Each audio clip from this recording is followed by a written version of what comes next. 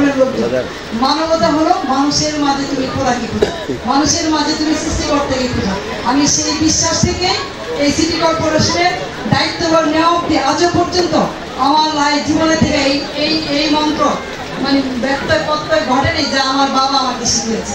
এবং যত এখন ধর্মীয় গ্রন্থগুলি পড়ি না কেন বা দেখি না কেন, সব জায়গায় একই কথা। মুসলমান ধর্মে বলে আল্লাহ এক অদ্বিতীয়, হিন্দু ধর্মে বলে ঈশ্বর এক অদ্বিতীয়, আপনি খ্রিস্টান ধর্মে সব জায়গায় এক অদ্বিতীয়। তবে হ্যাঁ, কেন আমাদের বিভিন্ন রূপে ঢঙে আমরা বিভিন্ন জনকে স্মরণ করি? এটা আমাদের তৈরি, মানুষের তৈরি। মানুষ নিজেকে শান্তি পায় ওইখানে তার ঈশ্বরকে খুঁজে পাবে। কারণ অদৃশ্যকে বিশ্বাস করাটাই আমাদের ঈমান। অদৃশ্যকে বিশ্বাস করেই কিন্তু আমরা এই পর্যন্ত চলে আসছি। ইনশাআল্লাহ ভবিষ্যৎ পর্যন্ত, কিয়ামত পর্যন্ত তাই হয়ে আসবে। যাই হোক, আমি আবারও বলি, আমার ধর্ম মানব ধর্ম। আমি মানব ধর্মে বিশ্বাসী, আমি মানুষকে ভালোবাসি। সেটা থেকে উদ্বুদ্ধ হয়ে আমি নারায়ণগঞ্জ সিটি কর্পোরেশনে যে কাজগুলি করেছি, আমি মানুষের কল্যাণে করার চেষ্টা করেছি। আমার কাউন্সিলর অল্প একটু বলার চেষ্টা করেছেন, আপনারা এর চেয়ে বেশি কাজ আমাদের এখানে হয়েছে সকল ধর্মের জন্য। আমাদের নারায়ণগঞ্জে আমরা মুসলিম, হিন্দু, বৌদ্ধ, খ্রিস্টান আমাদের বসবাস। অন্য সম্প্রদায়ের লোকজন আমার কাছে আসে না, আমি ঠিক বলতেও পারবো না কে কোথায় আছে। যারা আসে, যাদের সাথে আমার সম্পর্ক, আমি তাদের কাজগুলি করে দেওয়ার চেষ্টা করি। আপনারা ইতিমধ্যেই দেখেছেন যে আমরা বিভিন্ন জায়গায় মুসলিম জনগোষ্ঠীকে প্রাধান্য দিয়ে তাদের চাহিদা মোতাবেক আমরা অনেক কাজ করে দিয়েছি। ঠিক, আমি তো মনে করি ধর্ম মানিয়েই আমার দুই পাশে দুইজন ধর্মগুরু বসে আছে, সেখানে ধর্ম নিয়ে বেশ কথা বলা আমার জন্য শোভনীয় না, বা আমি অতটা গভীরের মানুষও না। কিন্তু এই যে একটা বাক্য যে মানুষকে ভালোবাসো, যে মানুষকে ভালোবাসতে শিখেছে, তার ভিতরে হিংসা, বিদ্বেষ, কাম, ক্রোধ, লোভ, মোহ থাকতে পারে না। সব ধর্মের একটাই মূল মন্ত্র যে তুমি তোমার হিংসা, বিদ্বেষ, কাম, ক্রোধ, লোভ, মোহকে আয়ত্ত করো, মানুষকে ভালোবাসো। যে এটা জয় করতে পেরেছে এই ছয়টি ষড়রেখু, সেই কিন্তু মানুষের মধ্যে বিলীন হতে পেরেছে। আর যখন একজন মানুষ আরেকজনের জন্য বিলীন হয়ে যায়, তখন তার কাছে ধর্মের প্রাধান্য কমে যায়। তখন সে শুধু জানে যে আমি আমার ভগবানকে, ঈশ্বরকে, আল্লাহকে যেই নামেই ডাকি না কেন, তাকে পেতে হলে ওই মানুষের মাঝে আমাকে বিরাজমান থাকতে হবে। তখন আর তার কাছে কে হিন্দুকে, মুসলিমকে, বৌদ্ধকে, খ্রিস্টান সেটা সামনে উঠে আসে না।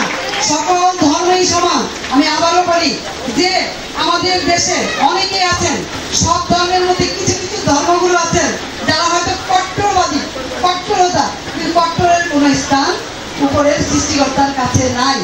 উনি যেখানে বাস বিচার করেন না, উনি সকাল সন্ধ্যা যেখানে বাতি জ্বলছে, আপনার কি বলে মন্দিরের মসজিদে আপনার আজান হচ্ছে, মন্দিরে উলধ্বনি হচ্ছে, সেইগুলি উনি পছন্দ করেন, যিনি আমাদের সৃষ্টি করেছেন।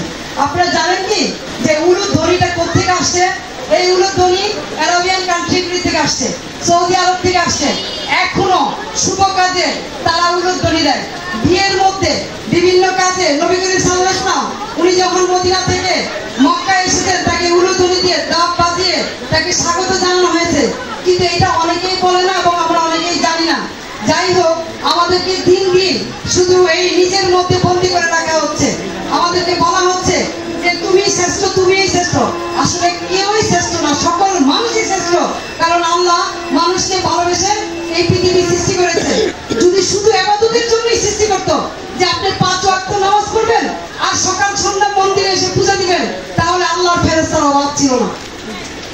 কোটি কোটি ফেরেশতা দিন রাত 24 ঘন্টা সৃষ্টিকর্তার নাম জপছে, নাম জপছে, নাম জপছে। তাহলে ওই ইবাদতই তার জন্য যথেষ্ট ছিল। উনি এই পৃথিবী সৃষ্টি করেছে, মানুষকে সৃষ্টি করেছে মানুষকে ভালোবেসে, নবী করিম সাল্লাল্লাহু আলাইহি ওয়াসাল্লামকে ভালোবেসে। উনি ওনার মাঝখানে পৃথিবীকে উনি পাঠিয়েছে, নবী করিম সাল্লাল্লাহু আলাইহি ওয়াসাল্লামকে উনি পয়গাম পাঠিয়েছে আল্লাহকে দেখার জন্য, মানুষের মাঝে মানুষের ভালোবাসা তৈরি করার জন্য। এবং আল্লাহকে, খোদাকে পেতে হলে, ঈশ্বরকে পেতে হলে মানুষকে উনি ভালোবাসতে বলছে। এটাই আমার মূল মন্ত্র। এবং আপনারা নিশ্চয়ই অনেকেই জানেন যে ধর্মের বিচারের আগে আপনার কর্মের বিচার হবে। আপনি যদি শেষ বিচারের কথা বলেন, তাহলে শেষ বিচার কিন্তু আপনার ধর্মের আগে। ধর্ম তো আল্লাহ যদি তৈরি না করতো, তাহলে হিন্দুর ঘরে আপনি হিন্দু হয়েছেন, আমি মুসলমানের ঘরে মুসলমান হয়েছি। এটা তো আমার অপরাধ হতে পারে না, আপনার অপরাধ হতে পারে না। যে সৃষ্টিকর্তা তৈরি করেছে উনিই বুঝুক যে কেন আপনি খ্রিস্টান হলেন, কেন আপনি মুসলিম হলেন, কেন আপনি হিন্দু বৌদ্ধ খ্রিস্টান হলেন, এটা উনিই বুঝুন। কিন্তু তার আগে যে জিনিসটা হবে সেটা হলো আপনার কর্মের বিচার। আপনি সৎ কর্ম করলেন কিনা, আপনি সত্য কথা বললেন কিনা, আপনি মানুষের ক্ষতি করলেন কিনা, ভাই ভাইয়ের সাথে মারামারি করছেন, জায়গা জমি নিয়ে, বোনকে ঠকাচ্ছেন, বিভিন্ন ভাবে মানুষকে ঠকাচ্ছেন, বন্ধুকে ঠকাচ্ছেন, টাকার প্রতি আসক্তি হয়ে ঈশ্বরকে ভুলে গিয়েছেন। ঈশ্বর কি চাচ্ছে? আমরা মনে করি যে সেটা, আমি ব্যক্তিগতভাবে মনে করি যে আমাদের সেই জায়গায় ফেরত আসা উচিত। আমাদের মধ্যে সহিষ্ণুতা থাকা উচিত, আমাদের মধ্যে ভালোবাসা থাকা উচিত, এবং বিচারের ভার যে সৃষ্টি করেছে তার উপরে ছেড়ে দেওয়া উচিত। আপনি আমি বলার কেউ নাই। কথায় কথায় বেদাত, কথায় কথায় কাফের, মুর্তাবাদ, এই সমস্ত জিনিস আল্লাহর কাছে নাই। আল্লাহ নিশ্চয়ই জানে, সৃষ্টিকর্তা নিশ্চয়ই জানে কাকে আপনি কাফের বলবেন, কাকে বলবেন না। সুতরাং এই যে যুগে যুগে আপনি মনে করেন সাধু সন্ন্যাসীরা এসেছেন, আমাদের দেশে অলি গাউস কুতুবরা এসেছেন, তারা আল্লাহর ধারা নির্দেশিত হয়ে এক একটা জায়গায় স্থানে গিয়েছেন। তাদের মধ্যে আমাদের সাধু নাগ মহাশয় একজন।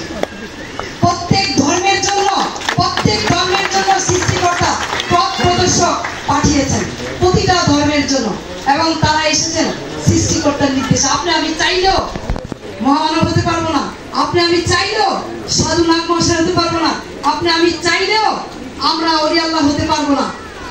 এই বাংলার জমিনে, আমি অন্য জায়গায় নাই গেলাম, এই বাংলার জমিনে আপনারা দেখেন প্রত্যেক সম্প্রদায়ের জন্য, প্রত্যেক গোত্রের জন্য পথ প্রদর্শক এসেছে, যিনি একাত্মবাদের কথা প্রচার করেছেন, যিনি মানুষকে ভালোবাসার কথা প্রচার করেছেন।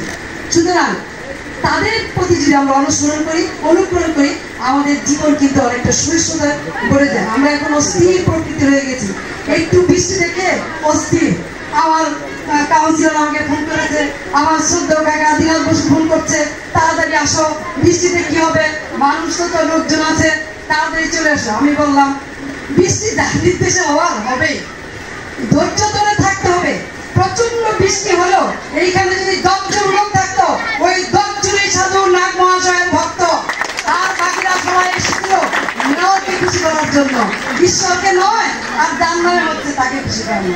সুতরাং পরীক্ষারও দরকার আছে, যে কে আপনি আগুনে দাঁড়িয়ে থাকবেন, কে বৃষ্টিতে ভিজবেন, কে অতি রোদে অতি গরমে সূর্য যখন প্রখর হয় তখন দাঁড়িয়ে থাকার ক্ষমতা, আপনি যাকে ভালোবাসছেন, আপনি যাকে শ্রদ্ধা করছেন, তার উপরে দাঁড়িয়ে থাকতে পারবেন কিনা, এটাই ভালোবাসার পরীক্ষা, এটাই প্রার্থনার পরীক্ষা, এটাই সব। সুতরাং কোনো কিছু দেখে অস্থির ঘাবড়াবেন না, যা যেটা হওয়ার সেটা হবে। বৃষ্টি আশীর্বাদ, বৃষ্টি আপনার মনে করেন সবকিছুর জন্য নিয়ামক। কয়েকদিন রিসেন্টলি আপনার মনে মাসখানিক হবে না, আমার বাড়ির খানকাতে আজমি শরীফের থেকে কাওয়াল আসলো একদল, তারা বললো কাওয়ালির অনুষ্ঠান করবে। আমি প্রথমে না করলাম, আমি এইটা কাওয়ালির মৌসুম নেই, এই গরমের মধ্যে এখন কাওয়াল হবে না। আমি আমার ভাই, ছোট ভাই রিপনকে আমি নিষেধ করে দিলাম। কিন্তু ওই যারা আজমির থেকে আসছে বারবারই বলতেছে, না আমরা ওনাদের বাসায় কাওয়াল গাইবই। আপনার কাওয়ালি নিশ্চয়ই সকলে জানেন, আমি আমার কাওয়ালি প্রচন্ড বিশ্বাস করি, পছন্দ করি।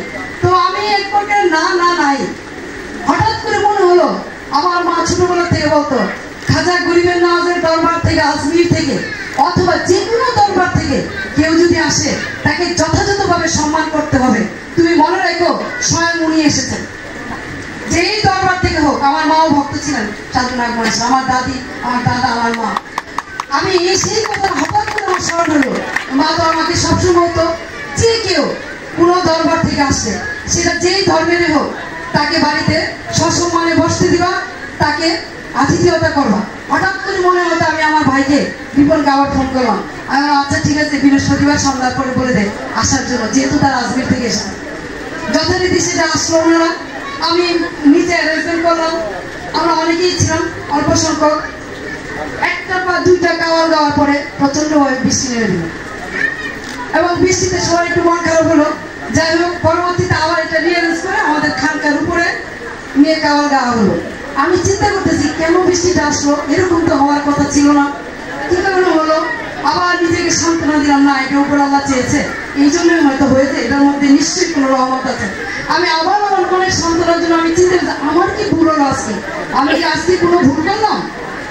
পরে আমার মনে হলো যে সাধারণত আমাদের এই কাওয়ালির অনুষ্ঠান করি আমরা, আমাদের খানকা যেখানে আমরা ফাতিহা করি, আমরা যেখানে পাক পাঞ্জাতনের ফাতেহা করি, পাকে পাঞ্জাতন, সেখানে আমি এই অনুষ্ঠানটা প্রথমে করিনি, প্রথমে একটা গাওয়া হয়নি। সাধারণত আমি সবসময় এখানে আগে গাওয়ানো হয়, তারপর হয়তো বা বারান্দায় আসি বা অন্য জায়গায়।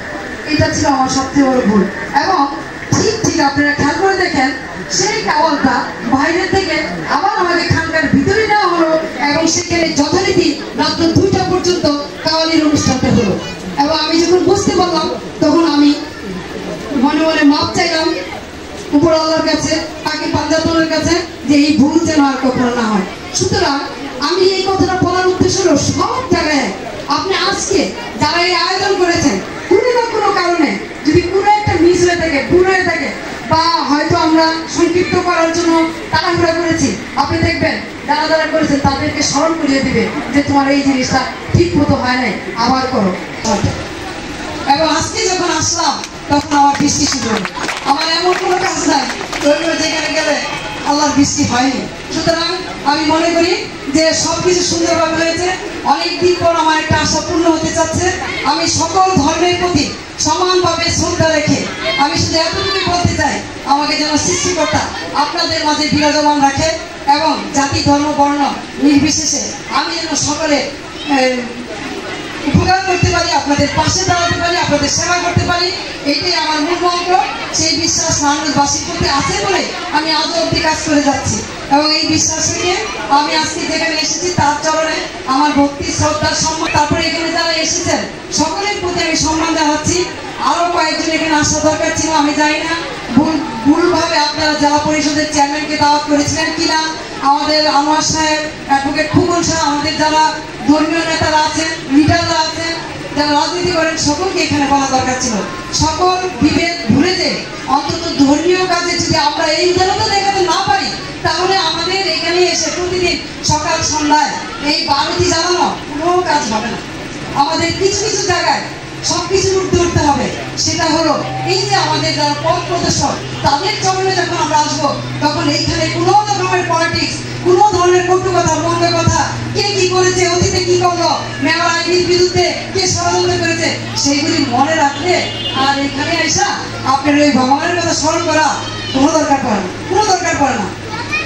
আলোচনা সমালোচনা থাকবে, নির্বাচন থাকবে, একে অন্যের প্রতি কাদা ছোড়াছুড়ি করবে, এর মাঝখান দিয়ে আমরা আমাদের এই মহাপুরুষদের সম্মান করতে হবে। ওই সম্মানের জায়গাটা যেন এক হয়, একাত্র যেন বসতে পারি, সেই পরিবেশটা নারায়ণগঞ্জে আপনারা তৈরি করার সকলে চেষ্টা করবেন। এটাই আমার শেষ কথা। জয় বাংলা, জয় বঙ্গবন্ধু, জয় হোক রাজবংশ।